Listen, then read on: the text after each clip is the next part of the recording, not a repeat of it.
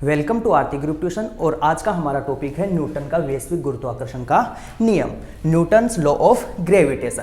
तो केपलर के सभी परीक्षणों को और केपलर के नियमों को ध्यान में रखते हुए न्यूटन ने यह नियम प्रतिपादित किया।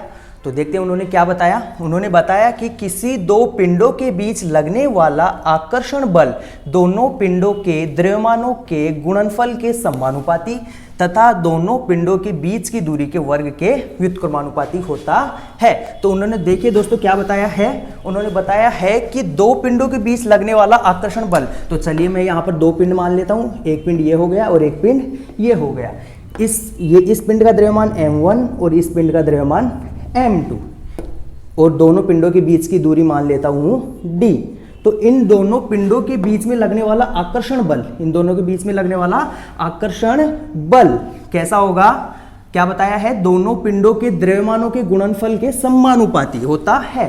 तो दोनों पिंड के द्रव्यमान, इसका द्रव्यमान m1 है और इसका द्रव्यमान m2 है। तो दोनों पिंडों के द्रव्यमानों के गुणनफल के समानुपाती, तो मैं यहाँ इंटू लगा देता हूँ, दोनों का गुणनफल और इसके समानुपाती होता है। तो यहाँ पर बल क्या हो गया, दोनों पिंडों के द्रव्यमानों के गुणनफल के क्या हो गया, समानुपाती हो गया। और आगे क्या बताया है, तथा दोनों पिंडों के बीच की दूरी के वर्ग के व्युत्क्रमानुपाती होता है। तो बीच की दूरी कितनी है, d है, कितनी है, d। तो इनके बीच की दूरी d है, उसके वर्ग के व्युत्क्रमानुपाती मतलब उल्टा 1/d²। यहाँ पे वर्ग के व्युत्क्रमानुपाती बोला है, क्या बोला है, वर्ग के व्युत्क्रमानुपाती। तो बीच की दूरी d है तो इसका वर्ग मतलब स्क्वायर इसके व्युत्क्रमानुपाती होता है। तो इसको मैं समीकरण नंबर 1 नाम दे देता हूं, इसको समीकरण नंबर 2 नाम दे देता हूं। तो यहां लिखेंगे समीकरण 1 व 2 से। तो समीकरण 1 व 2 से क्या बन जाएगा, मतलब ये जो बल है यह समानुपाती होता है किसके, दोनों पिंडों के द्रव्यमान के गुणनफल के तो समानुपाती तथा उनके बीच की दूरी के वर्ग के व्युत्क्रमानुपाती होता है। तो अपने पास ये आ जाता है, ठीक है। अब इससे क्या बन जाएगा, f, यहां पर जो समानुपात का चिन्ह है ये हट जाएगा और क्या आ जाएगा, बराबर का साइन आ जाएगा और इसकी जगह g आ जाएगा। और आगे क्या है, m1 into m2 upon d²। देखो कुछ नहीं किया है मैंने, यहाँ पे मैंने क्या किया है, यहाँ पर समानुपात का चिन्ह था वो हटाया है और उसकी जगह बराबर का साइन लगाया है और यहाँ पर g आया है और m1 m2 ऐसे कैसे और d² ऐसे कैसे। तो यहाँ पर देखो g का मान, यहाँ पर देखो g का मान कितना होगा, g का मान होगा 6.673 इंटू 10⁻⁻11 न्यूटन मीटर स्क्वायर प्रति kg²। यहाँ पर ध्यान देना दोस्तों, f क्या है, दोनों पिंडों के बीच में लगने वाला गुरुत्वाकर्षण बल, और m1 और m2 क्या है, दोनों पिंडों का द्रव्यमान। ये जो दोनों पिंड है इन दोनों पिंडों का द्रव्यमान है, और d क्या है, दोनों पिंडों के बीच की दूरी। और यहां पर ये g क्या है, g है गुरुत्वीय स्थिरांक, गुरुत्वीय स्थिरांक, ठीक है, जिसकी वैल्यू कितनी होती है 6.673 इंटू 10⁻⁻11 न्यूटन मीटर स्क्वायर प्रति kg²। तो चलिए दोस्तों हम न्यूटन के वैश्विक गुरुत्वाकर्षण के नियम के ऊपर एक एग्जाम्पल देख लेते हैं। तो यहाँ पर एग्जाम्पल क्या है, महेंद्र और विराट 1 मीटर दूरी पर बैठे हैं। मतलब यहाँ पर दो लड़के हैं, एक का नाम है महेंद्र और एक का नाम है विराट। वो कितनी मीटर दूरी पर बैठे हैं, 1 मीटर दूरी पर बैठे हैं। मतलब वो दोनों बैठे हैं और उनके बीच की दूरी कितनी है, 1 मीटर। उनके द्रव्यमान क्रमशः 75 और 80 किलो हैं और उन दोनों के द्रव्यमान, महेंद्र के और किसके, विराट के, दोनों के द्रव्यमान यहाँ पर दिए गए हैं। एक का द्रव्यमान है 75 किलो और एक का द्रव्यमान है 80 किलो। यहाँ पर ध्यान देना दोस्तों, इन्होंने क्या बताया, क्रमशः मतलब लाइन से कैसे, पहले महेंद्र का नाम आया तो महेंद्र का द्रव्यमान कितना हो गया, 75। विराट का नाम आया इसके बाद में, फिर इसके बाद का द्रव्यमान किसका हो जाएगा, विराट का हो जाएगा 80 किलो। तो इसने क्या पूछा, उनके बीच गुरुत्वीय बल कितना होगा।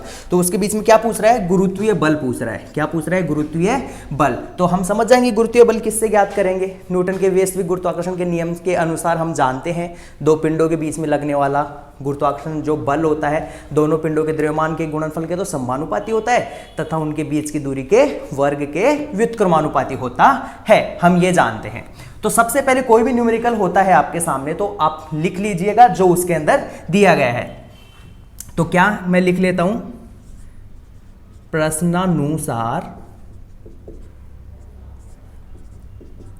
दिया गया है, प्रश्न अनुसार दिया गया है, मतलब प्रश्न के अनुसार आपको क्या दिया गया है आप उसको सबसे पहले लिख लीजिए ताकि आप सोल्व करो ना तो आपको प्रॉब्लम ना हो। तो क्या दिया गया है, महेंद्र और विराट 1 मीटर की दूरी पर बैठे हैं। तो सबसे पहले क्या दी गई है, दूरी दी गई है। क्या दी गई है आपको यहां पर, दूरी। तो यहां पे लिख लीजिएगा महेंद्र और विराट के बीच की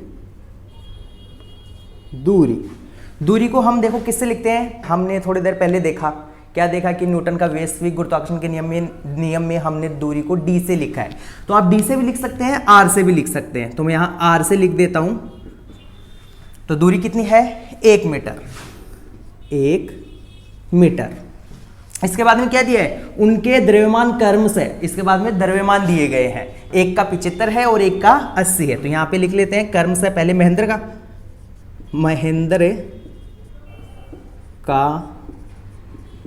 द्रव्यमान को किससे लिखते हैं, m से। तो यहां पर 2 जन है ना, इसलिए मैं यहां पर नाम दे देता हूं m1।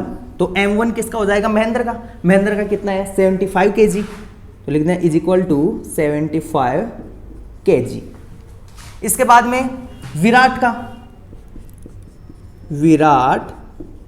का द्रव्यमान, इसका m1 नाम दिया है, इसको m2 दे दीजिए। इसका द्रव्यमान m2 कितना है, 80 kg। ठीक है, ये क्वेश्चन में दिया गया। उनके बीच गुरुत्वीय बल कितना होगा।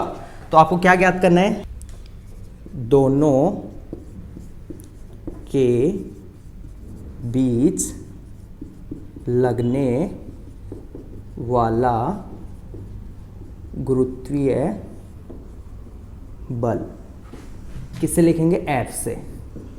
क्या करना है अपने को, फाइंड आउट करना है, ज्ञात करना है, निकालना है ये अपने को। तो ये अपने को प्रश्न अनुसार जो दिया गया है क्वेश्चन के अंदर वो सब अपन ने क्या कर लिया है, लिख लिया है। अब देखो हम जानते हैं न्यूटन का वैश्विक गुरुत्वाकर्षण नियम क्या होता है। तो यहां पे लिख देना और यहां पे g का मान लिख देना, और g बराबर 6.67 इंटू 10⁻⁻11 न्यूटन मीटर स्क्वायर प्रति kg स्क्वायर। ठीक है, इसकी वैल्यू होती है g की 6.673 होती है।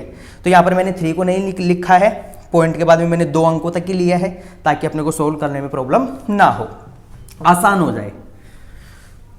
तो यहां पे लिखना अतः का मतलब इसलिए न्यूटन के वैश्विक गुरुत्वाकर्षण नियम के अनुसार, तो न्यूटन के वैश्विक गुरुत्वाकर्षण के नियम के अनुसार हम जानते हैं न्यूटन का वैश्विक गुरुत्वाकर्षण नियम क्या होता है, F बराबर G m1 into m2 upon r square. यहाँ पे मैंने d स्क्वायर की जगह r स्क्वायर लिख दिया है, तो आप r स्क्वायर भी लिख सकते हैं, d स्क्वायर भी लिख सकते हैं। तो ये न्यूटन का वैश्विक गुरुत्वाकर्षण का नियम होता है। ठीक है, अब आपके सामने सबकी वैल्यू आपके सामने है। तो क्या देखो, g की वैल्यू आप जानते हैं 6.67 इंटू 10⁻⁻11 न्यूटन मीटर स्क्वायर प्रति kg स्क्वायर होती है। m1 की वैल्यू आपके पास है, मतलब महेंद्र का द्रव्यमान m1 कितना है 75 kg। m2 की वैल्यू भी आपके सामने है, विराट का द्रव्यमान m2 कितना है 80 kg। r इनके बीच का डिस्टेंस, इनके बीच की दूरी जो अपन r से लिखे हैं कितनी है 1 मीटर। मतलब सब वैल्यू आपके सामने दी गई है। ठीक है, आपको क्या करना है, पुटअप करना है, वैल्यू यहां से उठाना है और फॉर्मूले में लगाना है।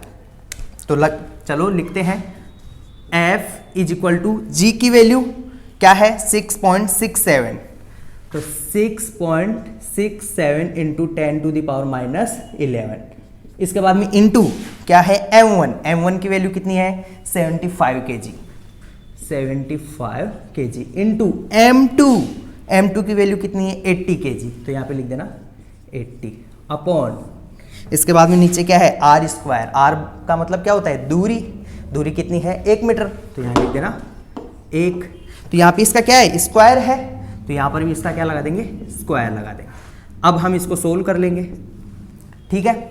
तो देखो 6.67 into 10 to the power minus 11 into 75 और 80 दोनों को क्या कर दो इंटू कर दो, दोनों को गुणा कर दो, तो कितना आ जाएगा गुणा करने के पर 6000 ठीक है, अपॉन 1 का स्क्वायर क्या होता है आप जानते हैं 1 ही होता है, ठीक है।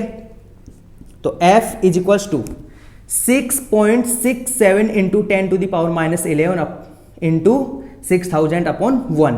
अब 1 से किसी भी नंबर को अपन डिवाइड करते हैं तो क्या आता है वही संख्या वही नंबर अपने पास फिर से आता है, तो 1 से भाग कर देंगे इनको, तो यही वाली संख्या अपने पास रह जाएगी 6.67 into 10 to the power minus 11 into 6000, ठीक है। 1 से मैंने डिवाइड कर दिया है तो ये वाला नंबर मेरे पास आ गया। आगे देखो f इज इक्वल टू 6.67 को क्या करता हूं मैं 6000 से क्या कर देता हूं इंटू कर देता हूं, गुणा कर देता हूं, ये 6000 को 6.67 से क्या कर देता हूं गुणा कर देता हूं, तो 6.67 को 6000 से जब हम गुणा करेंगे तो अपने पास क्या आ जाएगा 40020, ठीक है, इनटू फिर क्या ये क्या बच जाएगा 10 टू द पावर माइनस 11। यहाँ पर मैंने क्या कर दिया है 6.67 को इनटू कर दिया है 6000 से, 6000 से मैंने 6.67 को क्या कर दिया गुणा कर दिया है, गुणा करने पे क्या आया 40020 ही आ गया, इनटू ये नंबर 10 की पावर माइनस 11 मैंने यहाँ पे लिख दिया है। अब आपके सामने ये फोर्स आ गया, मतलब महेंद्र और विराट के बीच में लगने वाला बल आ गया। अब बल अपन देखेंगे तो कितना आ रहा है इकाई, दहाई, सैकड़ा, हजार, 10,000, 40,000 20 आ रहा है, तो ये तो बहुत बड़ी वैल्यू लग रही है, तो हम इसको क्या करेंगे छोटा करेंगे।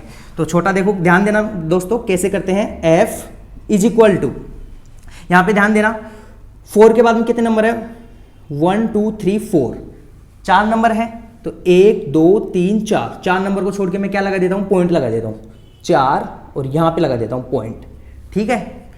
फिर आगे क्या लिखा है 0 0 2 0, मैंने 4 नंबर को छोड़ के क्या लगाया है पॉइंट लगाया है, आगे क्या है इनटू, आगे क्या है 10।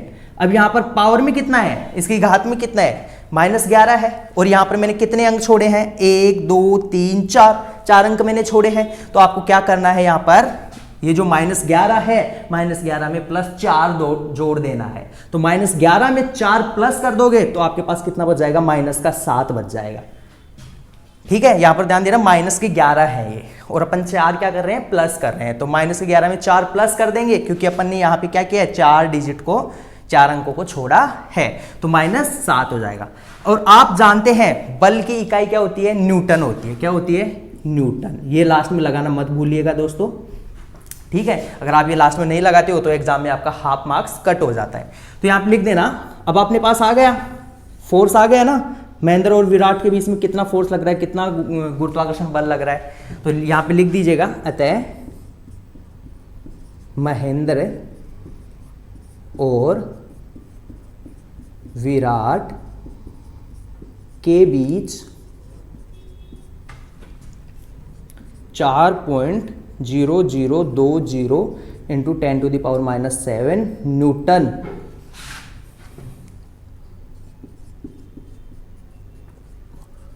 गुरुत्वाकर्षण बल लगेगा। तो हम इस प्रकार से दो कणों के दो पिंडों के बीच का गुरुत्वाकर्षण बल निकाल सकते हैं। चाहो तो आप इसका स्क्रीनशॉट ले सकते हो। तो दोस्तों आपके दिमाग में एक सवाल आ रहा होगा कि सर जब महेंद्र और विराट के बीच में गुरुत्वीय बल इतना लग रहा है तो ये एक दूसरे की तरफ खिंच क्यों नहीं रहे हैं, ये एक दूसरे से चिपक क्यों नहीं रहे हैं। तो इसका आंसर है क्योंकि दोस्तों इनके बीच में जो गुरुत्वीय बल लग रहा है वो नगण्य है। नगण्य का मतलब होता है न के बराबर, इसके कारण ये एक दूसरे की तरफ नहीं खिंच रहे हैं। चलिए इसी से रिलेटेड, इसी के ऊपर, इसी से जुड़ा हुआ एक एग्जाम्पल और देख लेते हैं, इनका वेग भी देख लेते हैं कि जब इनके बीच में घर्षण बल ना हो तब इनके बीच में वेग कितना होगा। तो चलिए देखते हैं। तो यह है उदाहरण नंबर 2 है, उदाहरण नंबर 1 से ही जुड़ा हुआ। तो देखिए इसमें क्या बताया है, उपयुक्त उदाहरण में महेंद्र। उपयुक्त उदाहरण मतलब जो इससे पहले हमने उदाहरण सोल्व किया है, समझ गए, ऊपर दिया गया उदाहरण। तो इससे पहले जो उदाहरण हमने सोल्व किया है उसके ऊपर बता रहा है, उस उदाहरण में महेंद्र की बेंच घर्षण रहित होती तो, मतलब महेंद्र की बेंच घर्षण रहित मतलब उसमें घर्षण नहीं होता तो क्या होता, विराम अवस्था से शुरू होने पर, विराम अवस्था से मतलब रुकी हुई अवस्था थी, जैसे मैं अभी रुका हुआ हूं, ठीक है, ये मेरी क्या है, विराम अवस्था है। तो विराम अवस्था से शुरू होने पर 1 सेकंड के बाद महेंद्र का विराट की ओर सरकने का वेग ज्ञात कीजिए। अब यह बोल रहा है कि अगर महेंद्र की बेंच कैसी है, घर्षण रहित है, उसमें घर्षण नहीं है, तो क्या होगा, घर्षण नहीं है तो महेंद्र खिसक की किसकी तरफ जाएगा, विराट की तरफ जाएगा। क्यों, क्योंकि घर्षण नहीं है। तो ये बोल रहा है कि विराम अवस्था से लेकर 1 सेकंड के बाद का उसका वेग ज्ञात करो, 1 सेकंड का बाद का उसका क्या करो, वेग ज्ञात करो। तो हम यहां लिखेंगे सबसे पहले प्रश्नानुसार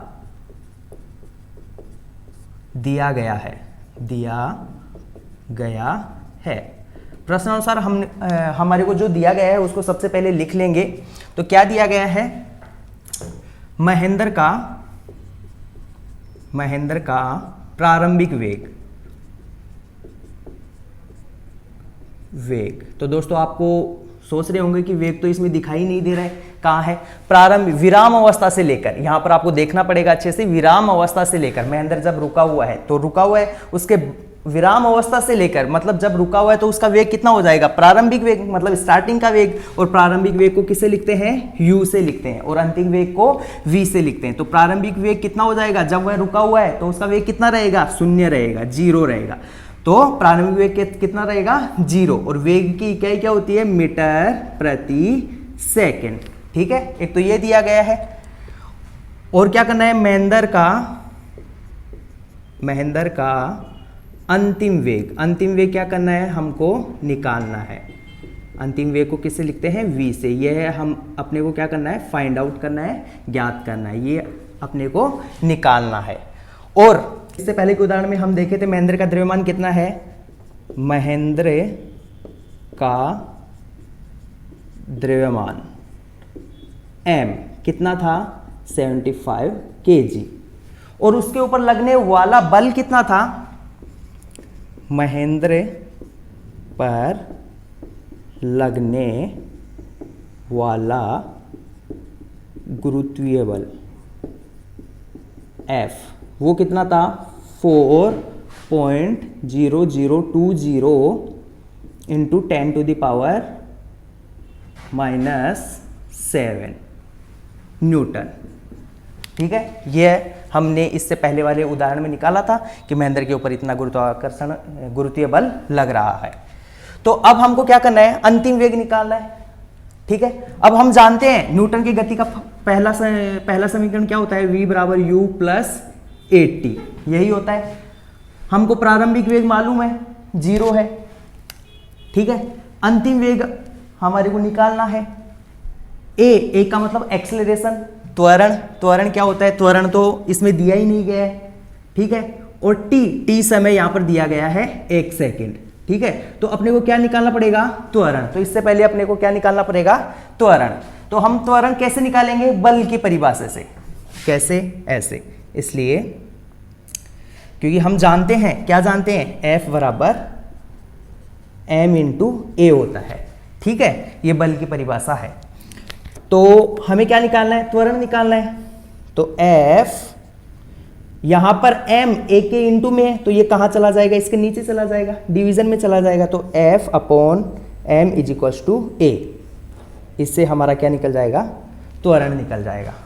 तो a एक्सेलरेशन a बराबर f कितना है, 4.0020 इंटू 10⁻⁻7 अपॉन m, द्रव्यमान कितना है, 75 kg, ठीक है।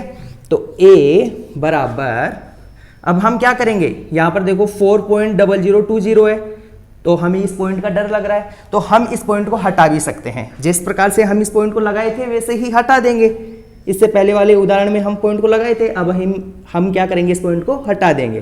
तो 4020 इंटू 10 की पावर कितनी हो जाएगी, 1 2 3 4, पॉइंट के बाद कितने अंक है, 4 अंक है। तो इसमें हम क्या कर देंगे, माइनस के 4 कर देंगे, तो माइनस का 7 और माइनस के 4 कितने हो जाएंगे, माइनस के 11 हो जाएंगे अपॉन 75।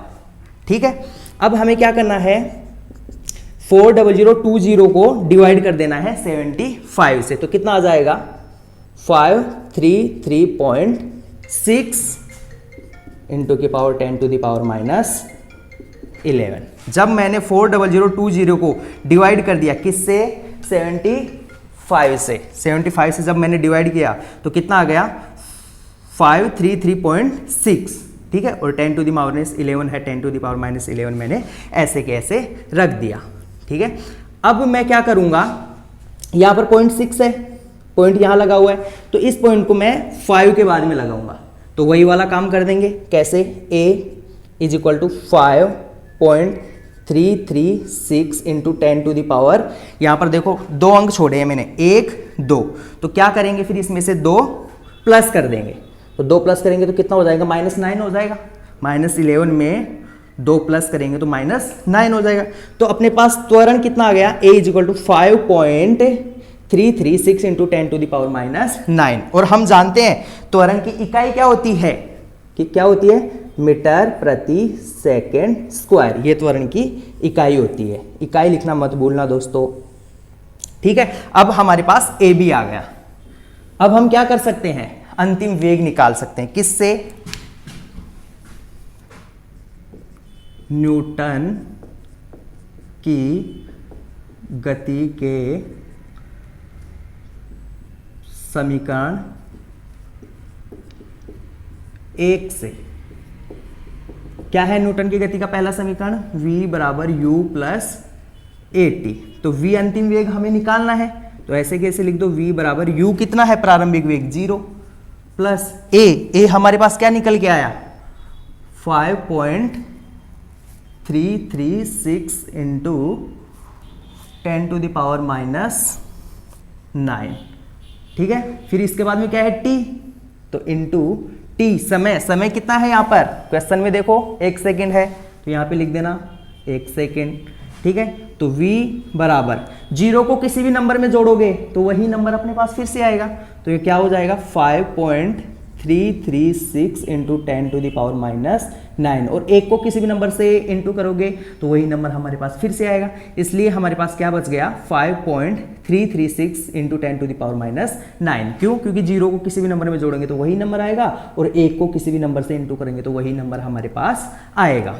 तो अब हम क्या करते हैं, v बराबर पॉइंट के बाद में, देखो दोस्तों ध्यान रखना, पॉइंट के बाद में कोई भी नंबर 5 या 5 से बड़ा होता है तो उसको हम हटा देते हैं और उसके पहले वाले नंबर में 1 जोड़ देते हैं। तो यहाँ पे देखो 5.3, यहाँ पे देखो 6 क्या है 5 से बड़ा है, तो हम इसको हटा देंगे और इसके पहले वाले नंबर में 1 जोड़ देंगे, तो यहाँ पे 3 का क्या हो जाएगा 4 हो जाएगा और 6 हट जाएगा, इंटू 10 टू द पावर -9। अब हम जानते हैं वेग की इकाई क्या होती है, मीटर प्रति सेकेंड।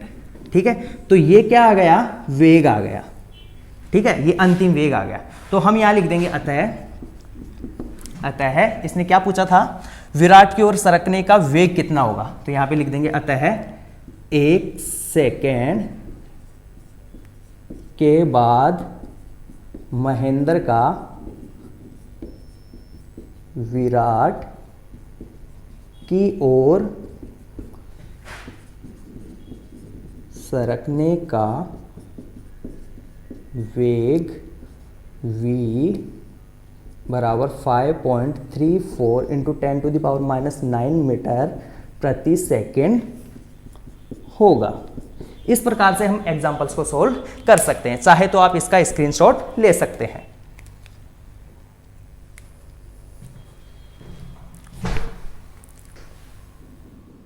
स्टूडेंट्स, अब हम अर्थ ग्रेविटेशन फोर्स के बारे में जानेंगे, पृथ्वी का गुरुत्वीय बल।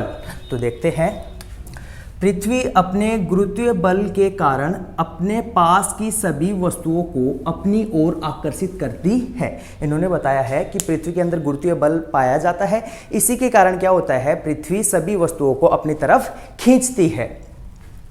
सेकंड है, पृथ्वी का द्रव्यमान केंद्र उसका केंद्र बिंदु होता है। इसने बताया कि जो पृथ्वी का द्रव्यमान केंद्र होता है वो क्या होता है, उसका केंद्र बिंदु ही होता है। इसी कारण सभी वस्तुओं पर गुरुत्वीय बल पृथ्वी के केंद्र की ओर लगता है, और इसके कारण क्या होता है, सभी वस्तुओं के ऊपर जो गुरुत्वीय बल लगेगा वो किस तरफ लगेगा, पृथ्वी के केंद्र की ओर।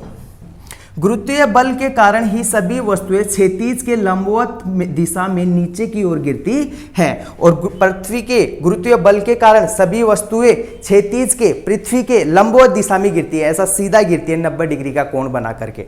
ठीक है, इसके बाद में बताया है, जब किसी वस्तु को ऊपर की ओर फेंका जाता है तो वह कुछ समय बाद गुरुत्वीय बल के कारण नीचे गिर जाती है। इसने बताया है कि हम जब किसी वस्तु को ऊपर की तरफ फेंकते हैं तो कुछ समय बाद वो क्या होती है, नीचे की तरफ आकर गिर जाती है।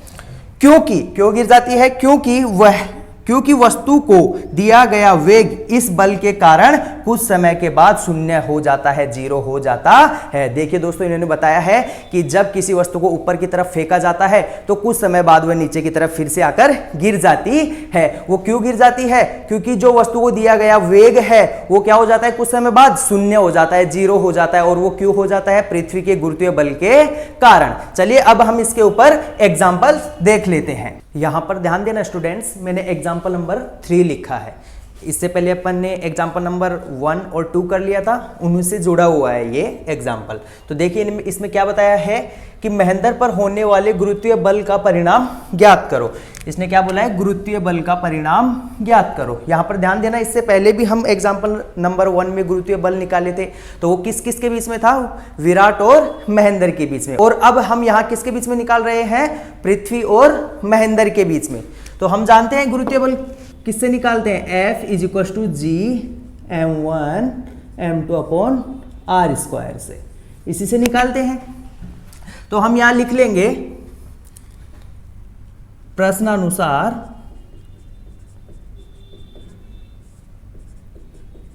दिया गया है, क्या दिया गया है, महेंद्र का द्रव्यमान।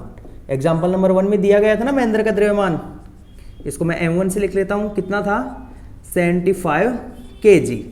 और किसका लिखेंगे, पृथ्वी का, क्योंकि पृथ्वी और महेंद्र के बीच का गुरुत्वीय बल निकाल रहे थे। एग्जाम्पल नंबर 1 में क्या निकाल रहे थे, विराट और महेंद्र के बीच का, यहां पृथ्वी का लेंगे क्योंकि पृथ्वी और महेंद्र के बीच का निकाल रहे हैं। तो यहां लिखना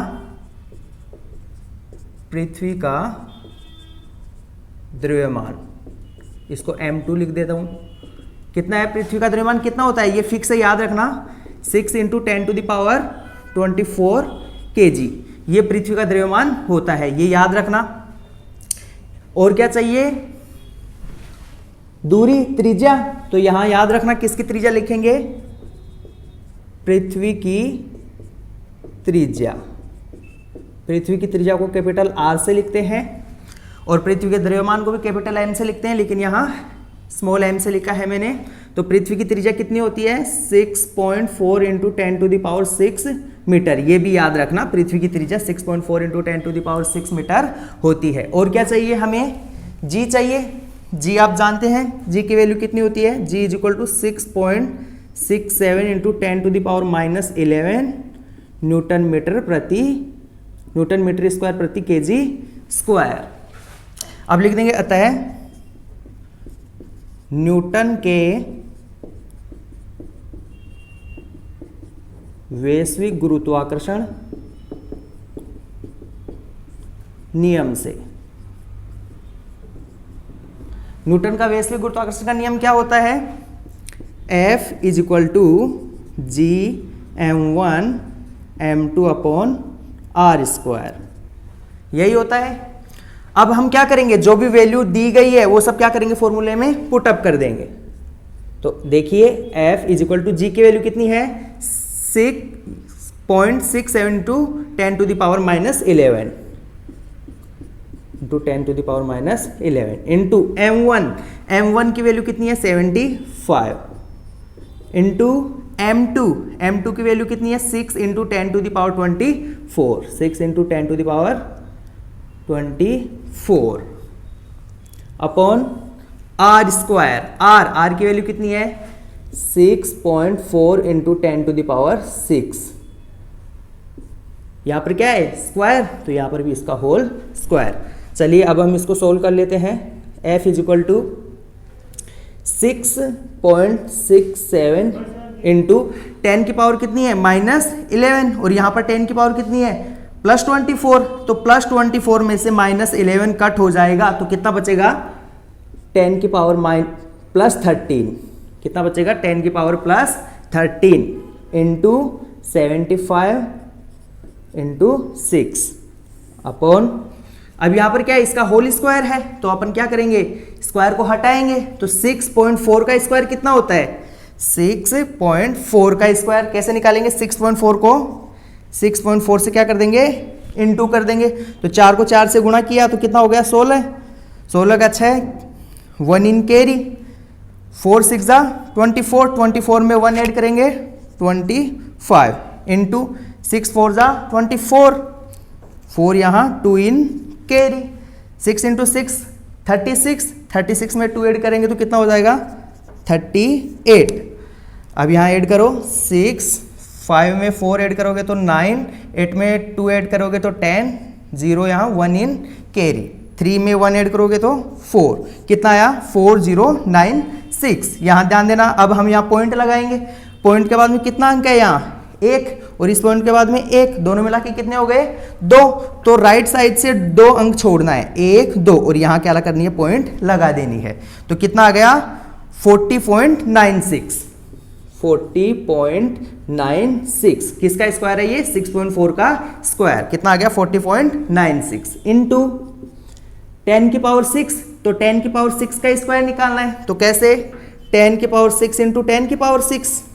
तो यहां पर ध्यान देना दोस्तों जब आधार समान होता है, देखो यहां पर भी 10 है यहां पर भी 10 है, तो उनकी घात आपस में क्या हो जाती है जुड़ जाती है प्लस हो जाती है, तो कितना हो जाएगा 10 की पावर 12 हो जाएगा, 6 और 6 आपस में क्या हो गई जुड़ गई, तो इस प्रकार से ये क्या हो गया स्क्वायर हट गया। अब आगे सोल्व करते हैं इसे, देखिए क्या है f इज इक्वल्स टू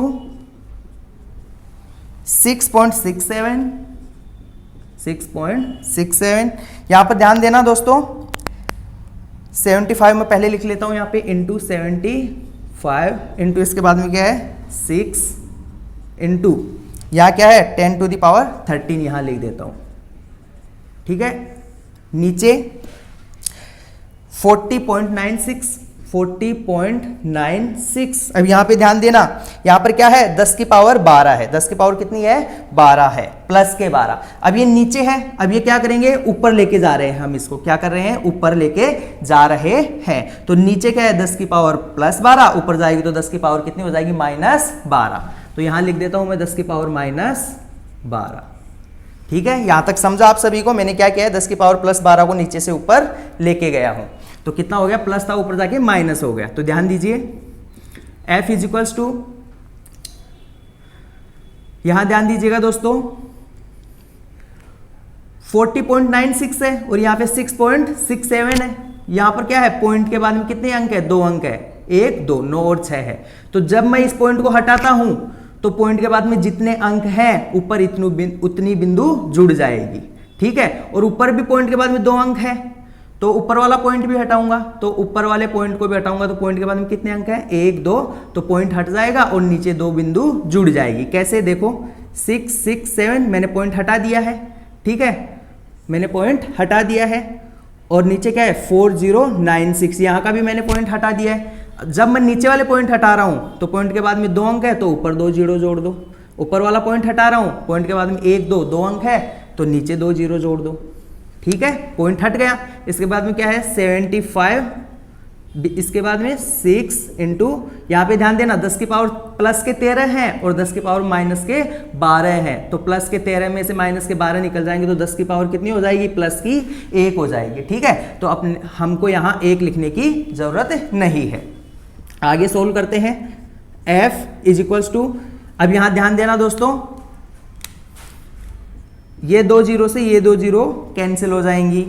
अब यहाँ 2 के पहाड़े से कट रहा है तो कितना आ जाएगा 2048, और यहाँ पर 2 त्रिका 6, फिर से कटेगा 2 पच्चे 10, ये कट जाएगा, कितना आएगा 1024, ये आ गया। तो लिख लेते हैं क्या आ गया 6 6 7, यहाँ पर ये बच गया इंटू 75 इंटू यहाँ पर क्या है 3 इंटू 5, ये ऊपर बच गए। ठीक है, नीचे क्या आया 1024, ये नीचे आया। ठीक है, अब हम क्या करते हैं, ऊपर वाले सभी नंबर को आपस में क्या कर लेंगे, गुणा कर लेंगे, इंटू कर लेंगे। तो आपस में सभी को गुणा करेंगे तो कितना हो जाएगा 7,50,375। ठीक है, अपॉन में कितना है 1024। अब हम क्या करेंगे 7,50,375 को डिवाइड कर लेंगे किससे 1024 से, तो कितना आ जाएगा 732.78। ठीक है, और यहां हमने क्या निकाला है, फोर्स निकाला है, गुरुत्वीय बल निकाला है, और बल की इकाई क्या होती है, न्यूटन होती है। ठीक है, तो ये गुरुत्वीय बल लग रहा है किसके ऊपर, महेंद्र के ऊपर। तो यहां लिख देंगे आता है महेंद्र पर लगने वाला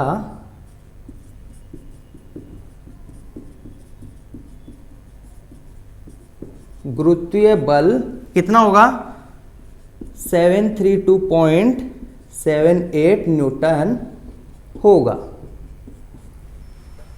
समझ में आ गया होगा, चाहो तो आप इसका स्क्रीनशॉट ले सकते हैं। अब हम एग्जांपल नंबर 4 देखेंगे जो कि उदाहरण नंबर 2 के जैसा ही है, सेम टू सेम।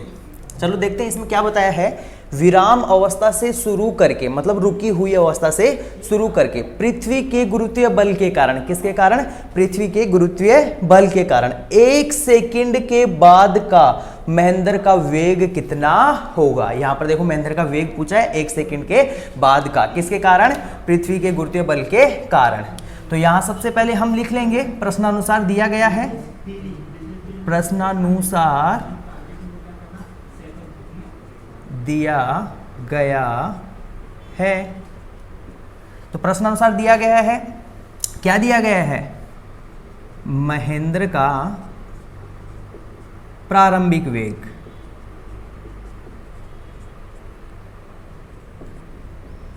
प्रारंभिक वेग, और प्रारंभिक वेग को किससे लिखते हैं, u से लिखते हैं। किससे लिखते हैं, u से। तो यहां से ध्यान से देखिएगा प्रारंभिक वेग कहां से दिखाई देगा आपको, विराम अवस्था से शुरू करके, मतलब रुकी हुई अवस्था से शुरू करके, जब महेंद्र रुका हुआ है। और जब महेंद्र रुका हुआ है तो उसका प्रारंभिक वेग क्या होगा, 0 होगा, 0 होगा। ठीक है, 0 मीटर प्रति सेकंड। ठीक है, इसके बाद में महेंद्र का अंतिम वेग, अंतिम वेग क्या करना है, हमें ज्ञात करना है, जिसको v से लिखते हैं, और अंतिम वेग हम निकालेंगे। ठीक है, और क्या दिया है, महेंद्र का द्रव्यमान, द्रव्यमान को किससे लिखेंगे, m से। द्रव्यमान कितना था महेंद्र का, 75 kg।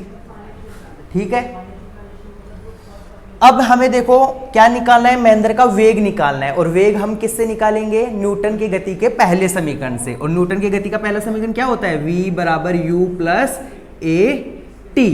v अंतिम वेग होता है जो हमें निकालना है, u प्रारंभिक वेग होता है जो हमारे पास है, क्या है 0। a क्या है, त्वरण है, क्या है, त्वरण, एक्सेलरेशन, जो कि हमारे पास नहीं है। यह हमें क्या करना पड़ेगा, निकालना पड़ेगा। t समय यहां पर दिया हुआ है, कितना है 1 सेकंड, तो उसको भी लिख लेते हैं यहां पर, समय t कितना दिया हुआ है, 1 सेकंड। ठीक है, अब हमें क्या निकालना पड़ेगा, त्वरण निकालना पड़ेगा। त्वरण हमारे पास नहीं है, तो यहां पे लिख देंगे, अतः गुरुत्वीय बल के कारण महेंद्र का त्वरण। ठीक है, महेंद्र का त्वरण। तो महेंद्र का त्वरण क्या हो जाएगा, A is to F upon M. ये कैसे आया, बल की परिभाषा से। बल की परिभाषा क्या होती है, F बराबर m इंटू ए। F क्या है, बल है, m क्या है, द्रव्यमान है, A क्या है, त्वरण है। तो A हमें निकालना है, तो इसके इंटू में क्या है, m है। तो m कहाँ चला गया, F के अपोन में चला गया, F के नीचे चला गया। तो इससे हमें क्या मिल गया, A बराबर F अपॉन A। ठीक है, समझ में आ गया। A कैसे निकाले हम, तो यहाँ लिख देना, क्योंकि इससे हमें क्या मिल गया, त्वरण मिल गया। तो अब हम त्वरण निकालते हैं। A is equal to F, F हमारे पास है। एग्जाम्पल नंबर 3 में F का मान क्या आया था, 732.78 न्यूटन, यही आया था ना एग्जाम्पल नंबर 3। इससे पहले जो एग्जाम्पल हम सोल्व किए थे उसके अंदर महेंद्र का गुरुत्वीय बल कितना आया था, 732.78 न्यूटन बटे m। m क्या है, द्रव्यमान। महेंद्र का द्रव्यमान कितना है, महेंद्र का द्रव्यमान है 75 kg। ठीक है, 75 kg। A is equal to, अब यहाँ ध्यान दो, पॉइंट के बाद में कितने अंक हैं, 2 अंक हैं। मैंने आपको पहले भी बताया था, पॉइंट के बाद में कितने अंक है, 2 अंक है। तो 2 पॉइंट को हटा देंगे और नीचे 2 जीरो जोड़ देंगे। 73278 पॉइंट हटा दिया मैंने, और नीचे क्या है 75, पॉइंट के बाद में 2 अंक थे तो 2 जीरो जोड़ दिया मैंने। ठीक है, अब हम क्या करेंगे, 73278 को डिवाइड करेंगे 7500 से, तो कितना आ जाएगा 9.77, इतना आ जाएगा जब हम डिवाइड करेंगे इसको। और यहाँ हमने क्या निकाला है, त्वरण निकाला है। तो त्वरण की इकाई क्या होती है, मीटर प्रति सेकेंड स्क्वायर। तो महेंद्र का त्वरण कितना आ गया यहाँ पर, 9.77 मीटर प्रति सेकेंड स्क्वायर। अब इससे हम क्या निकाल लेंगे, महेंद्र का 1 सेकंड के बाद का वेग निकाल लेंगे कि महेंद्र का 1 सेकंड के बाद का वेग कितना होता है। तो यहाँ लिख देंगे, अतः न्यूटन की गति के प्रथम समीकरण से, न्यूटन की गति का पहला समीकरण क्या होता है, v बराबर u प्लस at।